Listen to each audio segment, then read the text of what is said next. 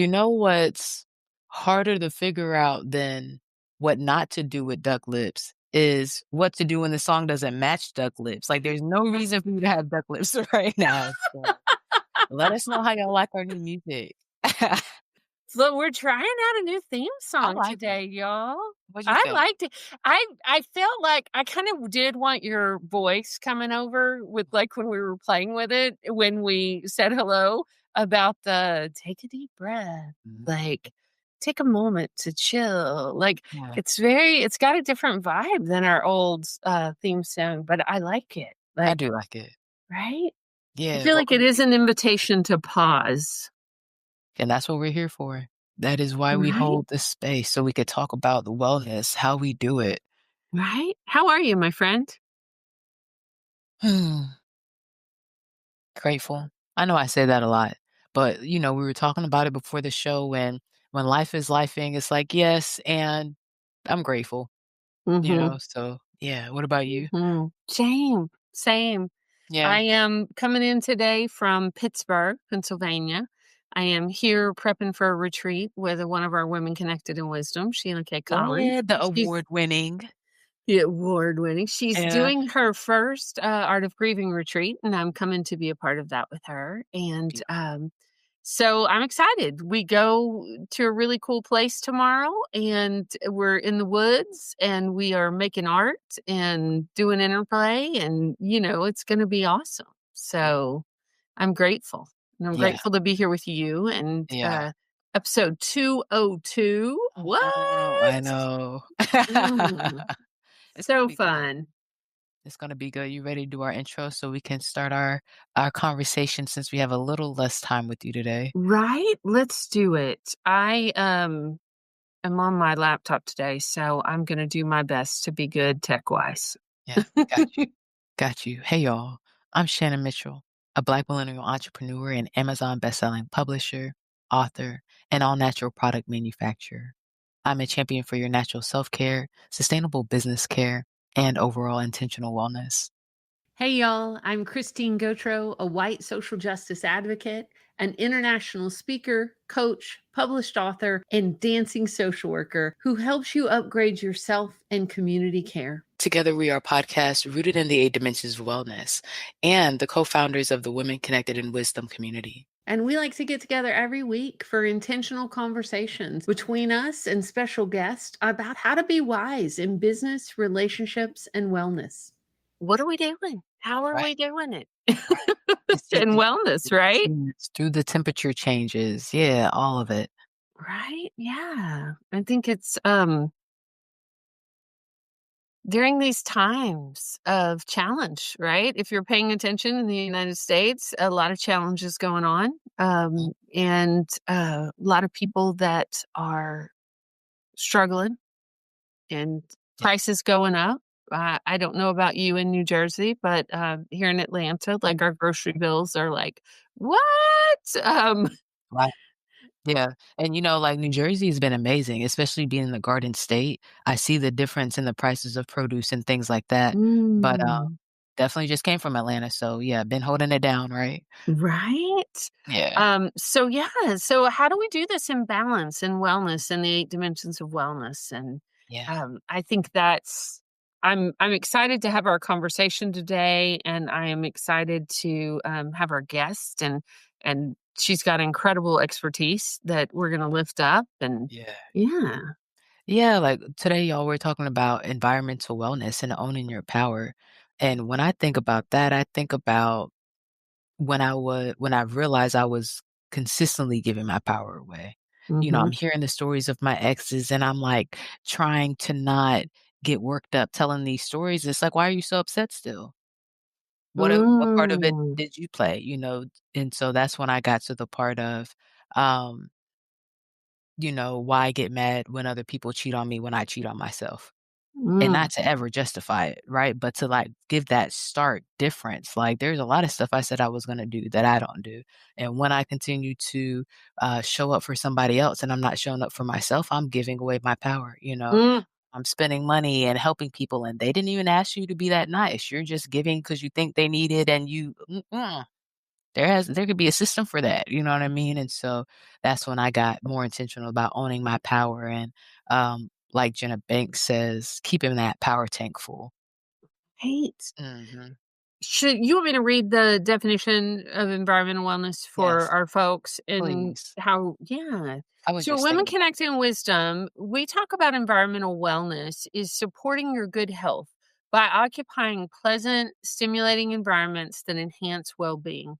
It promotes interaction with nature and also creating enjoyable personal environments, both in and out of your workspace. This includes knowing the types of environments you thrive in and having an intentional relationship with these places, including the earth. mhm. So important.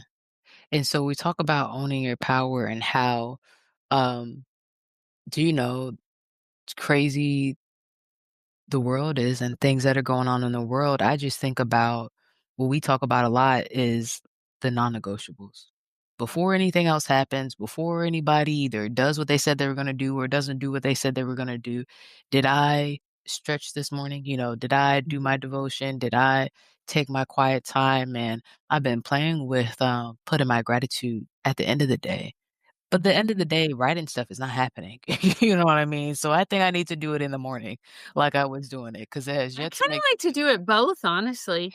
and That way I have a Susa d says twice what would be what? the odds? I have twice double the odds of getting it Okay. done. Okay. So And see, and then that's the thing though, because if I plan my stuff so that it might not happen, now a lot of stuff that's planned goes on the might list. I right, gotta like, when is it gonna be? And then if right, I need to pick it up and put it down, I've been working on more firmly putting it down. Okay, if it's not Friday, when are we gonna touch bases? When right, is this actually gonna happen? Um, but like Sula said in the book, she says, do what works. And if right. I'm not making it to the night, let's go ahead and put it back on the morning until you can be consistent with that nighttime Mhm. follow-up. Um, but that's I like to what I add my gratitudes to my journal pages, my morning pages in the morning, and then I like to finish the night with at least 3 gratitudes. So yeah, I'm looking for the good, right? yeah, yeah, Not not discounting that there's bad or that there's difficult real things, things that are challenges. happening that we need to address, Mhm. but I also know if I'm looking for the good and I'm looking for the beauty, anybody that's seen how many photos I have on my phone knows that's one of my practices. Yes. Yeah, and it does make a difference, and that's something else I wanna add because 'cause I've been reviewing my list lately, like, I wanna put the wins back on the list. Like, what are the wins for Mhm. this week? And again, not that we're not paying attention to everything that's going on, but when we intentionally record the wins, it puts it higher on the memory list because we know that we naturally remember the difficult things and the challenges too. I was talking with a client this week Mm, that was struggling a little. yeah, A lot of folks and they were struggling to remember the things that they'd accomplished in their life, right? Which I think everybody goes through waves of that, mhm, depending on what's going on in the bigger world. And mhm, we're our guests today when we come up, they were talking about an old school teacher, which I was so excited about. And one of yeah, my old school teachers was Jack Canfield and mm, his principles of success. And one of the things he says at the very beginning is write 100 successes in your life. mm, Just write, and it could be from as far back as you remember, and from teeny tiny to big ones. So when you have those days, or when you have those challenges, or you think, "Why am I doing this?" or not feeling that great about yourself, you can flip open this journal, or for me, it was a yellow notepad, and I just wrote and mm, think about that first ribbon you ever got, right? I think about, somebody brought this up the other day. You remember those ribbons that we used to pin on, and Shannon, you're much younger than I am, so maybe mm, you didn't have these, but, when we were in elementary school, like, if mhm, you would recite the poem or UIL competition, or you would get they were these little ribbons, and then they would have, probably what is vinyl, but it would have mhm, what you got the award for, right? And you would mhm, pin it with a stick pin on your shirt. mhm. And, I used to have drawers of those, right, Hmm. for the different things, and Wow. I just remember the excitement in elementary school, like, getting and some of it was for I don't know. I mean, people call them now participation, but it wasn't that. It was for like Mhm. citizenship or Mm, for being kind, which I certain think it's accolades. a word. Yeah, Yeah, that's the right word for it, accolades. But I got it you. did create for me an environment of learning, an environment of curiosity, and wanting to. I'm a sucker for stickers or a good Yeah. ribbon. Like, I have one of your stickers right here. It's on my laptop. Yep, you gave it to me for my birthday. Yeah, I could see that. I love it. Well, I would love for you to read our guest bio and get her up here so we can have this conversation about environmental wellness. And Okay. you Let's do ready? it. Yes, I am. Okay, y'all. Sabine Gedeon is a transformative force in the world of leadership and personal development. As an accomplished author, speaker, and executive career and leadership strategist, Sabine leverages nearly 20 years of experience to guide clients in both startups and Fortune 500 companies. She specializes in supporting leaders during pivotal seasons of transition, helping them embrace a growth mindset, cultivate meaningful connections, and lead purposeful lives. What sets Sabine apart is her unwavering commitment to growth and transformation, which goes beyond mere words. It's a lived reality. Her work has equipped and empowered leaders at all levels with tailored programs and solutions that address their most pressing leadership and talent development challenges. Sabine is an accomplished author of influential works, including Leadership, Reloaded and Transformed, The Journey to Becoming. She also holds a master's degree in management and organizational leadership and is a professional certified coach accredited by the International Coaching Federation. Help us welcome to the stage Sabine Gideon. Hi, Welcome. Sabine. Welcome. Hello, hello, hello. So excited to be Hi. here. And you Good. Thank have you a so second much. and third book that I don't think we mentioned in the bio No. because we did our coffee and chat so long ago. So you want to tell folks about those books? Sure. So you did mention Transformed, Yeah. The Journey to Becoming. That was my first book. It was supposed to be a book on, transitioning from corporate to entrepreneurship. It turned into a mini memoir, with the backdrop of the caterpillar turning into a butterfly as I shared my stories. And then the second book, Leadership Reloaded, was done shortly. I guess it was 2023. So post pandemic, but really talking about the challenges that I was seeing in the workforce as it related to women, centered around diversity and certainly the next generation coming into the workforce. So it was more on the professional leadership side, but really more still around centered personal development and helping employees have more agency around how they navigate their careers and supporting leaders to help them do that. And then the third book is um,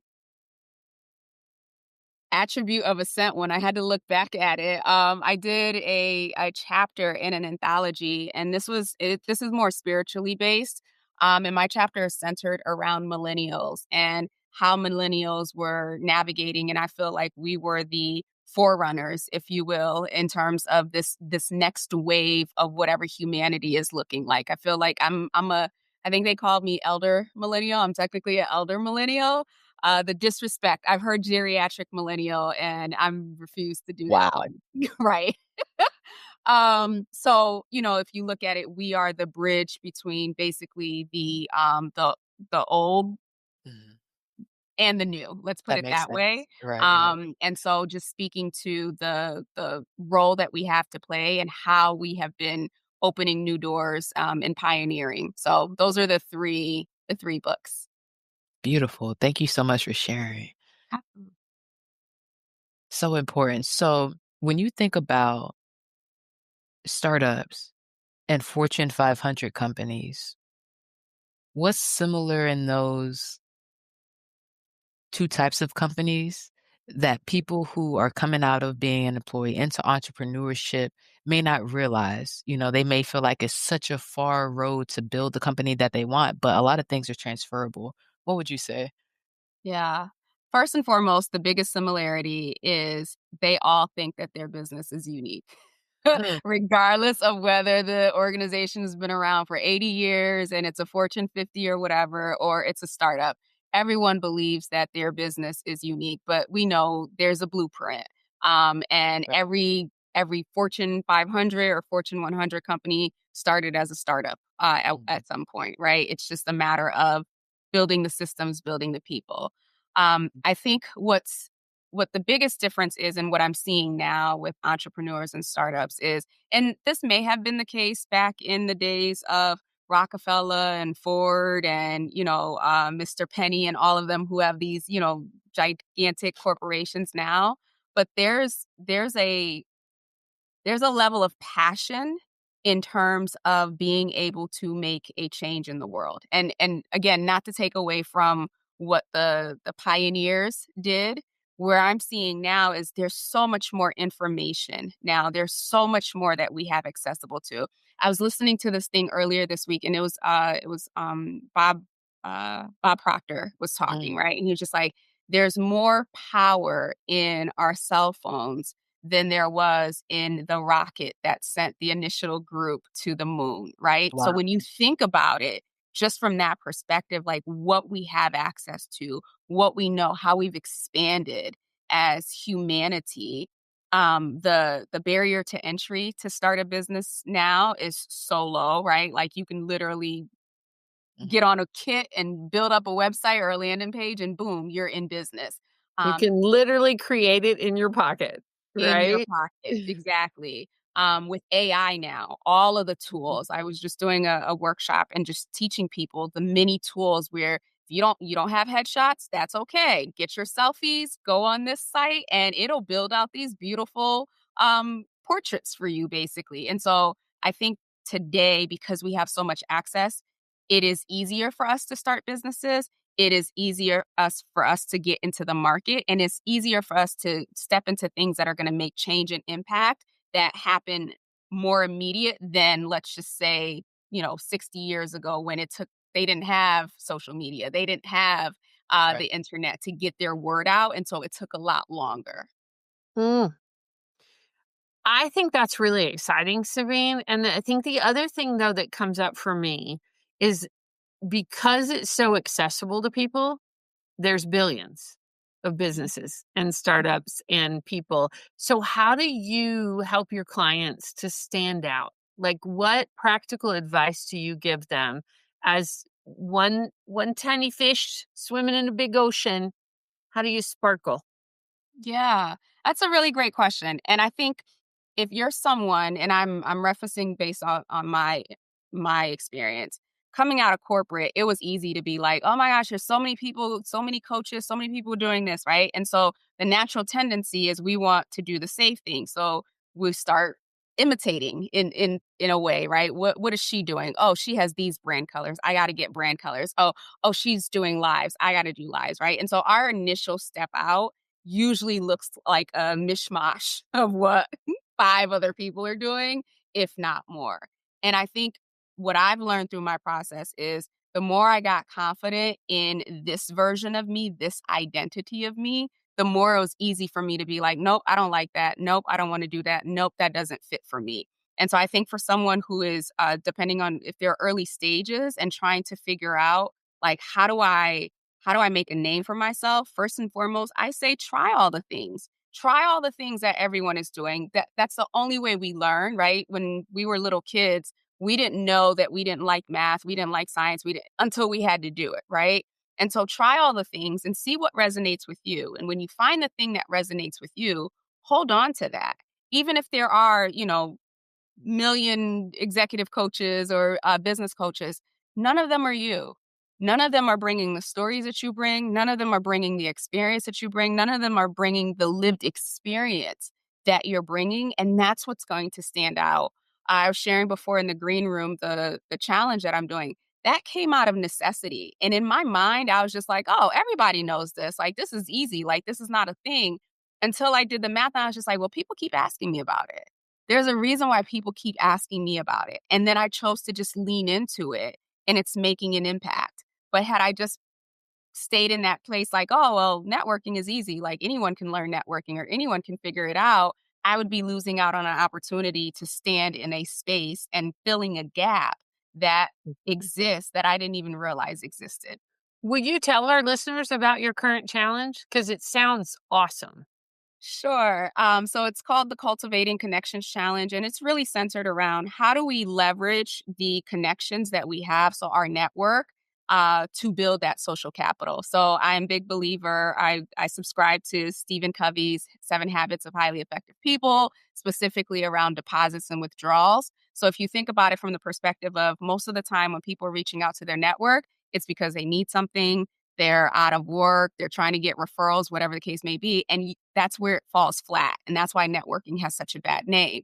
But if you're strategic and you're proactive and you're building these relationships over time, you're making deposits over time, your equity, if you will, or the social capital that you'll have access to when you need something big or when you need anything is already built in. And I think just in this post COVID era that we're in, we're seeing more and more people want community. People want connection, they want authenticity, and we're going back to a place maybe not it's not necessarily about being cliquey, but it's about being communal in a way that previous generations had been that we lost at some point. And so it's really just who's in your backyard and build those relationships in your backyard. Of course, you can extend, but to your point, for someone starting a business, your first few clients are going to be from your network. It's not going to be a stranger, right? So, Right.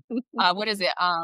How many were our first how many episodes, Shannon? Like, our first couple of seasons were Mhm. people we knew and loved. I mean, but we really know some awesome people, so it Yeah. was not Yeah. it was really cool, but, it's true, right? When you start something, it's your people that show up.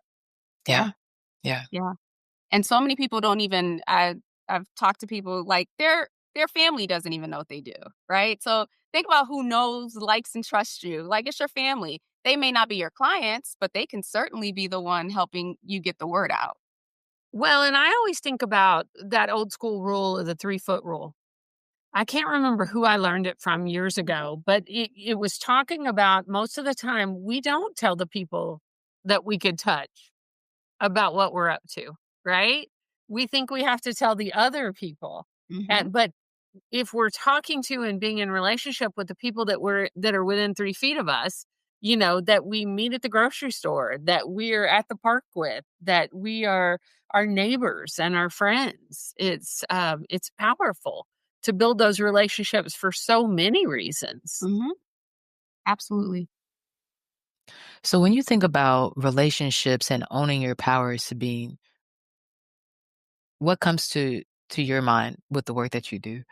Yeah. And so as you were talking earlier, what came up for me is, when I think about environmental, right? Like that is, and I used to refer to it as territorial because I only had 7 dimensions until I came across you. I was like, oh, there's Yeah, another one. Uh, so thank you. And I've shifted absolutely. my language from territorial to environmental because I feel like Beautiful. that's so much more expansive. Mhm. And owning your power, I think it goes back to what we were talking about earlier, right? There's so much happening, right? And when we are tapped into our senses, see, taste, touch, smell, feel, I think is the fifth one, right? Like Yes. so much information is coming at us and so much is happening. Owning your power is to be able to stand in all of that, feel all of that, experience all of that. The vision that I have is like being in the middle of like a twister or tornado, right? Like everything is spinning around you and it looks like chaos, it feels like chaos. It may even feel scary. You don't know what's on the other side of it. But to be able to stand in that and still be clear on, I know who I am.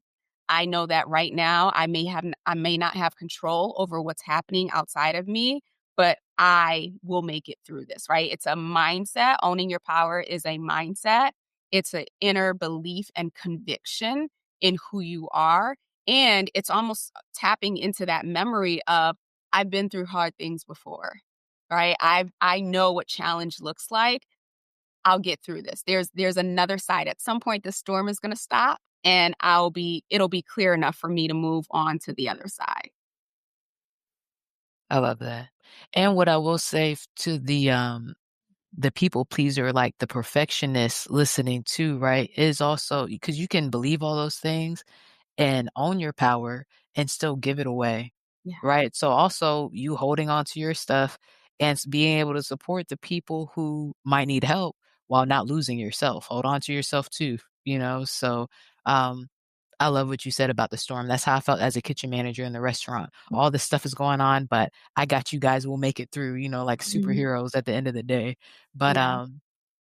do Can I you just comment on the people pleaser side? Because I've been Yes, having thank this conversation and I just really? went through my own personal thing. So I'm speaking from it from like the standpoint of like codependency, right? And Okay. learning to stand on your own. And Mhm, I think part of what while people pleasing is a bad rap because that is the behavior that we default to, and it's usually to the detriment of us. mm, But underneath that people pleasing, it's usually a very deeply empathetic person. mhm, It's usually a deeply compassionate person who, mhm, if you think about the empathy and the compassion as a superpower, mhm, who just never learned how to use their superpower, but mhm, others around them saw the superpower and used it to manipulate in some ways, right? Or mm, didn't respect it, didn't use the honor. So I feel mm. like as we're thinking about, for those who are people pleaser, I like to believe I'm a recovering people pleaser, although Stand in agreement. I regress sometimes. Um, Mhm, mhm, what I've come to realize and accept is that my empathy is a gift. It's a powerful gift that I have. mhm, And while I can look at other people and say, "Oh, this is how you took advantage," I have a responsibility and an accountability to manage that gift in a way mhm, that supports me first mhm. and then others. And I think when I flip that switch to say, well, Sabine, you're the one with the superpower. Yeah. Why aren't you managing it? Mhm, Right? Not from a condemning way or beating myself up, but just an awakening of you have a superpower that you're not managing. What do you want to do with that? It completely shifted. Empathy goes to me first. mhm. And then out of my overflow, I can share with others. But until you see your behavior as not a bad thing or not something that people are doing to you, but that this is an untapped or unmanaged gift, then it just becomes something that is used against you. And quite honestly, for even us who are really great people pleasers, we're enabling. And so we're not technically helping as much as That's what we I'm think saying. we'd like to think we are. Mm, no, and then it's crazy because like you said, the catch-22 is now I gave my power away.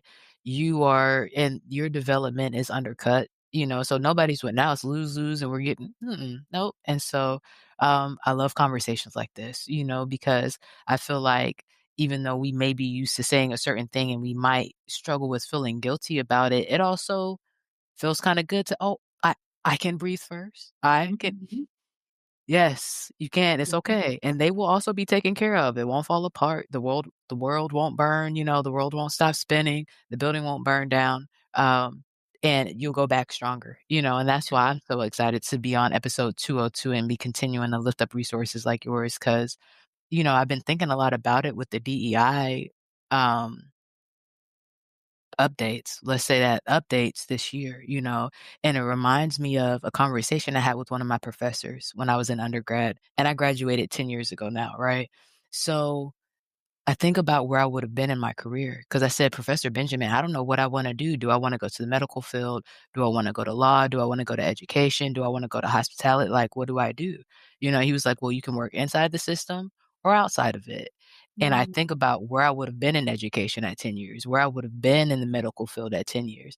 And because of what y'all said, I got to move out of my office. Like, what is going on? You know what I mean? Mhm. So, what else comes up for you when you think about, um, owning your power and that I I wanna talk to the woman who, like, people forget that she may struggle with owning it, you know what I mean, because of where she is. Like, how do you think about supporting people at that level?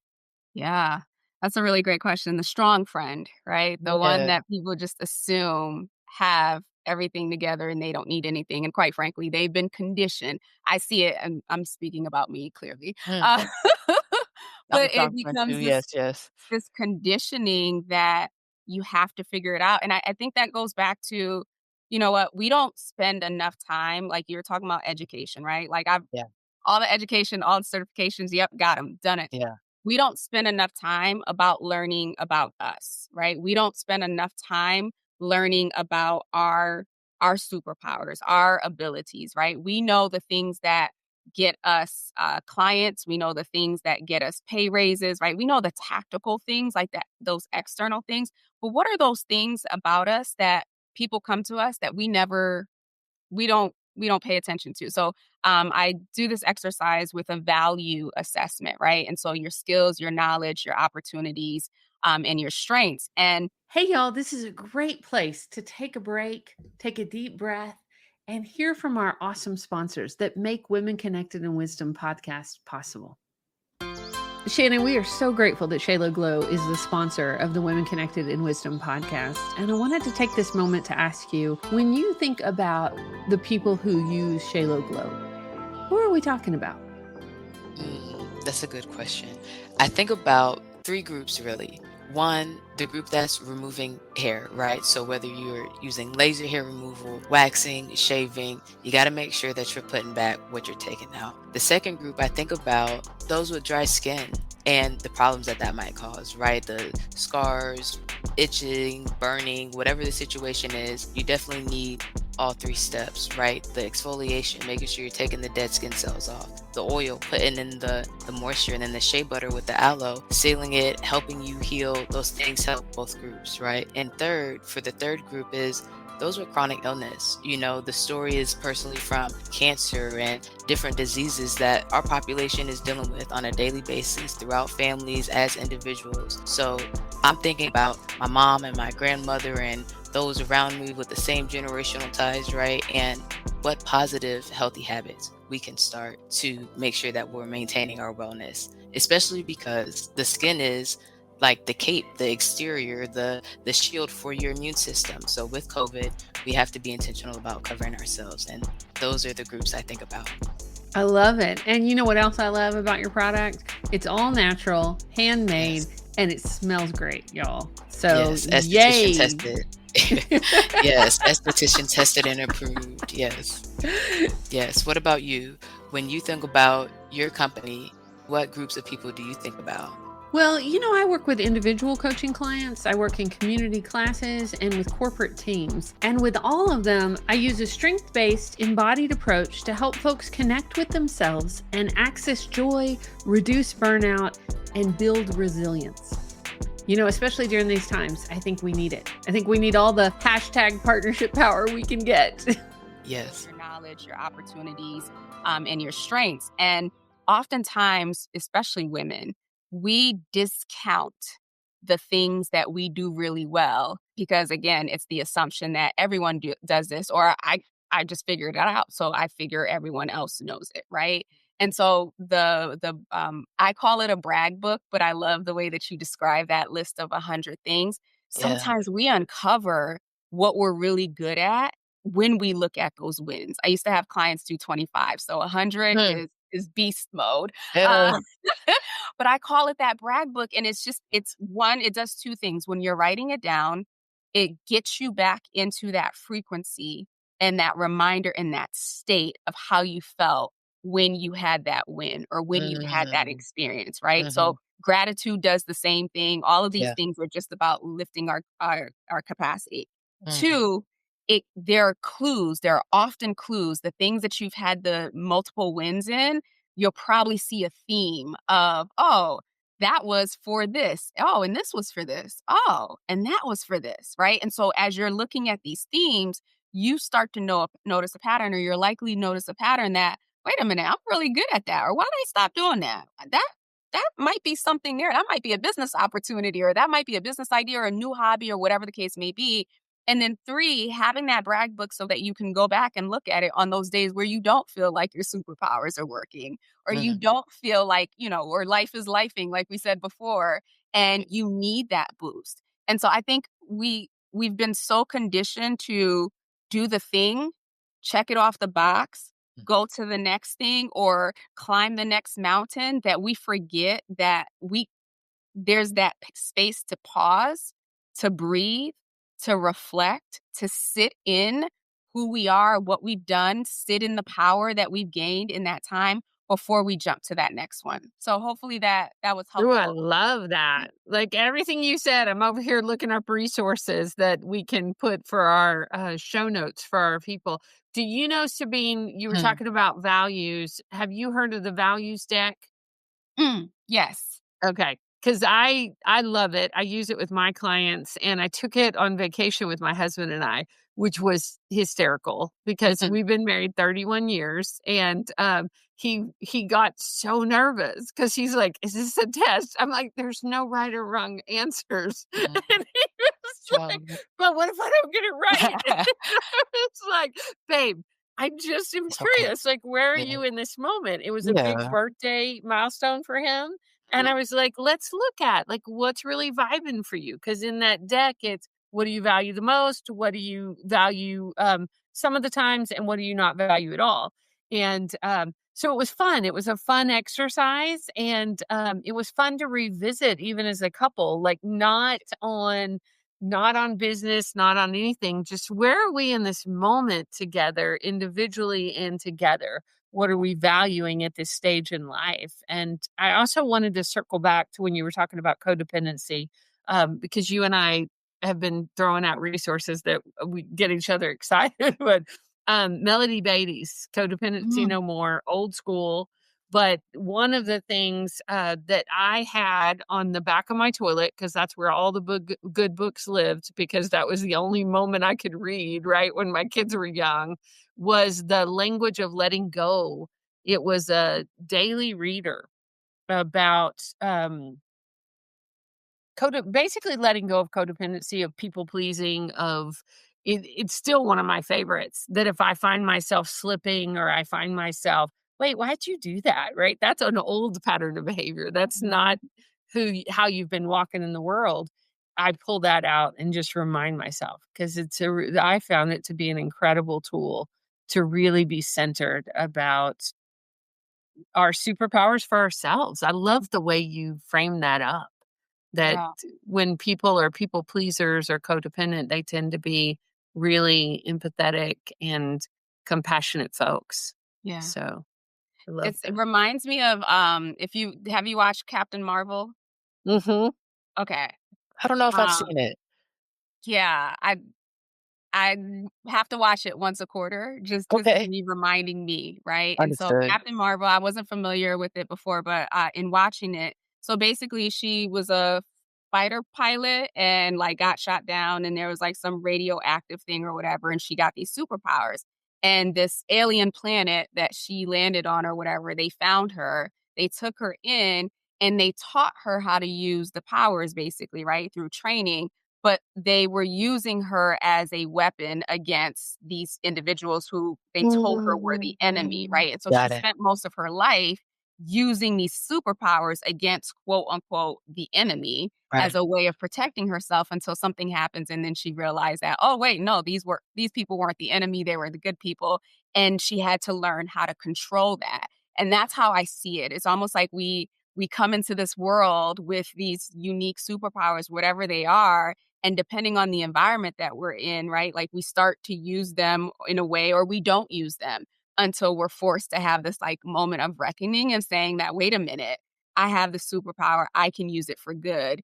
And for many of us, the good starts with us. And if you think about and I'm going to throw out one more resource, Love Maslow's it. hierarchy of needs, right? Like it starts with the basic needs. And again, this is conditioning that we're taught to live in our outer reality, but the body, the soul, the thing that is within us often gets neglected until we have a moment where we're like, wait a minute, something's here, and we go on that journey. Right? Well, and I think especially as women, right? We're taught from very early on to take care of other people and are tend to be the caregivers of our families and the world and our neighbors. And so I think it's a real thing that to that reminder. And I loved how did you say it earlier? You didn't say you got off track. You used another word for it. I And regress. you Mhm. regress, Mhm. right? And I think we all do, right? We've Yeah. talked about on the show multiple times, like we're not perfect by any means. And it's like, okay, so what happens when we had a potential guest that we can't wait to introduce you to in 2026. But, she said we walk around continually dehydrated, Mhm. right? And a lot of that, it dehydrated in multiple levels, not just Physical. physically. Yeah, it was She like said physical, physically, intellectual. emotionally, intellectually, right? And Mhm. so when we catch ourselves being dehydrated, and even as I say that word, I'm thirsty. So I'm like, oh, I need more water. Um, you know, if we've regressed or digressed or we're off the track, like the getting back on the track and being gentle with ourselves, but as Shannon likes to say, gentle but firm, like what are our non-negotiables Yeah. that we can focus those superpowers. Yeah, and the non-negotiables is like when, because we what we talk about is maintaining the wellness, right? Like, I was really good with money, Sabine, and then was bailing an ex out. I went to Target, was supposed to get shoes. I spent $600, didn't buy a pair of shoes. What's going on? You know what I mean? Like, and so I had to come back to being wiser. Um, and so what was my point? What was I gonna say earlier off what you said, Christine? Oh, it's the when, people are asking for my time or people are asking for resources and I start getting anxious because I don't know what my schedule is, because I Mhm. don't know where my numbers are and what I have to give or not give. That's when I realize, again, I'm only anxious because there's things I said I would do for myself that haven't been done, right? So now I feel like, well, I can't put that before me, but none of it's scheduled. So let's go ahead and schedule. Let's go ahead and plan it because when I keep the non-negotiables, then I feel better. I'm taken care of. I could take better care of them, and it keeps their space on the schedule because if I give too much to other people, I'll end up having to take back on the back end because now I have to take time from being sick or because I'm overextended or overwhelmed or whatever it is. You know what I mean? And so I even think of the non-negotiables as um gentle. You know what I mean? Like that's a safe landing place for me. Like it's mossy, it might have stone, it's a firm foundation, but it's mossy. It's Mhm. softer, it's softer. Anything came up for you with all of that, Sabine? Yeah, absolutely. So to tie back into what you were talking about earlier about journaling and setting a Yeah. time, right? So Mhm. at the root of all of that is this is an opportunity for us, for you to learn self trust, Mhm. right? And part of learning self trust or the foundation of learning self trust is that when we make commitments to ourselves, Mhm. that we keep those commitments. So we have to train our nervous system, especially if we grew up in spaces where there wasn't a lot of trust or it was volatile or whatever the case may be, where like Mhm. some part of our psyche was just like, this isn't safe. It it doesn't trust anything. Even if you're like, oh my gosh, I love him or I trust him or I love her and I trust her. If your nervous system hasn't registered that in its encoding, then it's always looking for danger as much as intellectually you want to do that. And so the biggest thing, like let's just say, let's use the journaling as a piece, right? I usually tell people commit for 90 days, right? Depending on where they are, we might start at 30, but 90 days, they used to say like 20, it takes 21 days to create a habit, right? Right. I think it takes 21 days to register that this is a thing, but it really takes 90 days, at least 90 days for something to become a habit. And so with anything, right, you're going to start with, okay, I'm going to make this 90-day commitment that I am going to journal, you know, maybe not the mornings. Maybe don't put such especially if you're having trouble with it and you're trying to change a paradigm, right? Like, don't put such a hard, it has to be in the morning. 90 days, I'm going to journal before the end of the day. Mm. And you maintain that commitment to yourself. It goes on your checklist, it goes on your calendar, something in your face, right? Mm. When you do that, and it may sound small, Mm. but you have built and you've encoded enough in your nervous system so that it says, oh, she said she was gonna do something, and she did it. I can trust her. I Mm. can relax here. And then here comes the next time when someone is demanding more of your time than you have to give, right? There might be a part of you that's just like, "Oh, maybe I should," but then because you've already done it through the journaling, which might seem like it's a completely separate thing, your nervous system is gonna support you and say, "Actually, no, we don't have capacity for that, Yeah, so I we're get it. not going to do it," right? And so this is how we start to retrain or reprogram our minds, our bodies, our emotions to do things differently if I say I'm going to the grocery store today, or if I make a list, and this is the last thing I'll say on this, Mm, we don't realize that we're creating when we speak, we're creating, when we mm, write down, we're creating. Even if we're making a grocery list, that is the start of creation, mm, right? So little things when you're like, "Oh, I'm gonna go get a pedicure today. I'm gonna go to the gym today, or I'm gonna do this today," and then you don't do it, that mhm. is a ding in that self-trust building Mhm. that you may not think is a big deal, but when it shows up in that big, opportunity that doesn't work out, or, there's friction in something, that seed started when you didn't apply that commitment to yourself. Right. And I love how you said that. And that's why we talk about maintaining our wellness and what are we actually doing, right? So we do this every week, focusing on the dimension of wellness that we're talking about. We're talking about environmental wellness. Sabine, what are you doing for yourself, for your wisdom and action around environmental wellness this week? Yeah, so I'll talk about the outside and then I'll talk about the inside. So for me, I live here in San Diego, and so I've committed to taking these walks in the morning, and Mm. not just taking these walks. I take these power walks. I'm at the age of power walking. Mm, But anyways, I love it. I'm taking the power walks, I'm taking deep breaths, and I'm paying attention. There's so much foliage around me. I grew up in the Northeast, so I don't see the beautiful foliage anymore, but still there are plants all around me. There's all different types of things. And I feel like every week I notice something different, right? Or every yeah. few days I'll notice a plant that I didn't notice before, or I'll notice a tree that I didn't notice before. And so that for me, that is part of being present in the Mhm. moment, and then just taking in the beauty that is life. And when I also think about environmentally, it's just like, what am I taking in, or what am I allowing in my space? I am very firmly setting boundaries with myself and with others, that I'm checking in, and I literally have a list of the Maslow's needs across from me here, that I will check in, like, what are my needs right now? And where do I feel like someone isn't meeting my needs, so that I can either have that conversation, or if I need to separate, then we're separating. Where I'm drawing that boundary, whether that's, Mm. physical separation, emotional separation, whatever that is. Mhm. Mm. Understood. Beautiful. And Great job. Shannon, help me with our friend's name because I think Sabine would love the Mhm. resource From of the Claire universal need. Brumwell. Brumwell. And I don't remember her partner's name in the work, and they might have updated the agency. It might just be Claire now, but that could be a completely different business, but I'm it's almost called positive. Universal Needs. I'm trying to think about what podcast we had. She has a beef with Maslow. And part of the beef is that he was studying, I think it was the Iroquois Nation, and stole their work. Mhm, And so she has expanded on Maslow hierarchy of needs to incorporate some more needs and universal needs. And I mhm. think you would love her work in the world. Yes. Yeah, I recently learned about that, and then I also learned that it wasn't necessarily a pyramid, that it was originally just, almost like Hmm. the, stages of grief, right? Like, Right? it wasn't More linear, of it's a like you go through. spiral, right? Yeah, exactly. Yeah. Mm, It is so wild the more we learn, right? And right, it doesn't discount that it's important information, right. because I firmly believe that it is, and I love that you're doing that. Shannon, what are Mhm, you doing this week for your wisdom in action? hmm.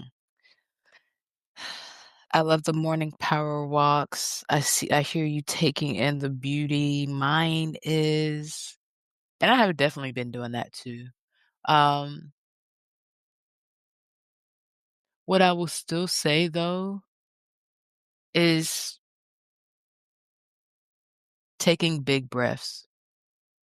Because I found, Sabine, we're talking about 500 companies, startups, all these different places. A lot of the systems can still use more room for the people and more room for a little bit of pause. So when I go into these different environments, when I build my system and how I work with my team, I usually build that in for myself. Um, and as I've worked through like the change in logistics, it's like you can breathe. So big Mhm. breaths. Mm, Yeah. What about you, love that. Christine? Well, my wisdom in action this week is centered around the retreats. So I think it's just going to be hashtag retreat. It's going to be an environment of rest and community and building and art and just taking a pause to process some big stuff. I'm Yeah. doing a retreat, Sabine, with one of my co-authors, Dr. Sheila K. Collins, with her new book, The Art of Grieving, how art and art making can help us grieve and live our best lives. And I'm here doing a little interplay with her and having a good time. So I think that's mine would be hashtag retreat and hashtag interplay. So two of my favorite things. Yes. And I'm glad you have them in your life. Yeah, in your life, in your life. Right? Yes. Well, Sheila's too, your lives. Yes. Right? Absolutely. Well, Sabine, thank you so much for joining us today. Thank I feel you. like of course, and we always say this, like, we could keep having this conversation, when I think about the 8 dimensions of wellness, Maslow's hierarchy of needs, universal, needs in general, I think about us owning our power, so thank you so much for everything you shared, for your time and the work that you do in the world. Thank you. Thank Yes, you. of course. Looking forward to staying connected. Absolutely. Oh my gosh, good stuff. Good Yeah. stuff. Mhm. How you feeling about episode 202? I feel great. I feel like that there was extra energy, right? There's all this energy around episode 200. What are we gonna do? Inviting everybody, and now it's like, oh, we're over 200, and so now it's like back to normal podcasting. Today is the first day of that. I love it.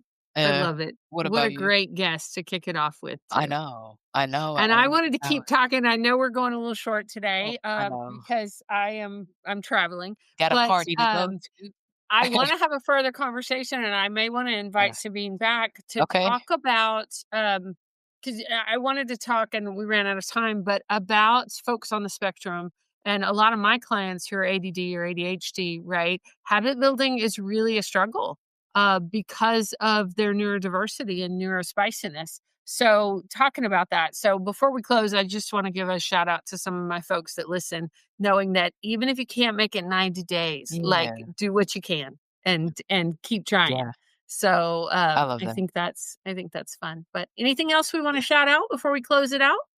Yes, I know you guys love reaching out to our guests and getting in contact with their resources, their pages, and where to find them. So please know, as always, we will put her information in the show notes so that you can reach out to Sabine. I know we usually I said something different, Sabine, instead of giving you the opportunity to say that. So I'm sorry, but I want the listeners to know and you to know, of course, we'll plug that information.